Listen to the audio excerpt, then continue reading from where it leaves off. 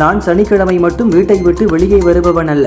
வாரத்தில் 4 முதல் 5 நாட்கள் வெளியூரில்தான் இருப்பேன் என சென்னையில் நடந்த நிகழ்ச்சி ஒன்றில் துணை முதல்வர் உதயநிதி விஜயை மறைமுகமாக விமர்சித்து பேசினார். எத்தனையோ குழந்தைகளின் கனவுகள் அப்பாக்கள் டாஸ்மாகில் குடிப்பதால் சிதைந்து போய் கொண்டிருக்கின்றன.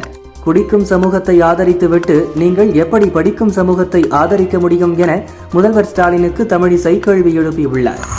தமிழக பட்ஜெட் நீர்ப்பாசன திட்டத்திலிருந்துதான் துவங்க வேண்டும். நீர்ப்பாசன திட்டத்திற்கு உரிய நிதி ஒதுக்கீடு செய்தால்தான் விவசாயிகள் விவசாயம் செய்ய முடியும் என பாமக தலைவர் அன்புமணி தெரிவித்தார். தவிக தலைவர் விஜய் நாளை நாமக்கல் மற்றும் கரூர் மாவட்டங்களில் பிரச்சாரம் செய்ய உள்ளார். நாமக்கல்லில் KS திரையரங்கம் அருகில் காலை 8:45 மணிக்கும், கரூரில் வேலுச்சாமிபுரம் பகுதியில் பகல் 12 மணிக்கும் பிரச்சாரம் நடத்தவுள்ளதாக அறிவிப்பு வெளியாகியுள்ளது. வினோத் இயக்கத்தில் விஜய், பூஜா ஹெக்டே, பாபி தியோல் நடித்துள்ள படம் ஜனநாயகன் அடுத்த ஆண்டு ஜனவரி 9 படம் ரிலீஸ் ஆகும் நிலையில் இதன் இசை வெளியீட்டு விழாவை மலேசியாவில் டிசம்பர் 27 வெளியிட திட்டமிட்டுள்ளனர். விஜயின் கடைசி படம் என்பதால் அரசியல் பேச்சு நிறைய இருக்கும் என்று தெரிகிறது.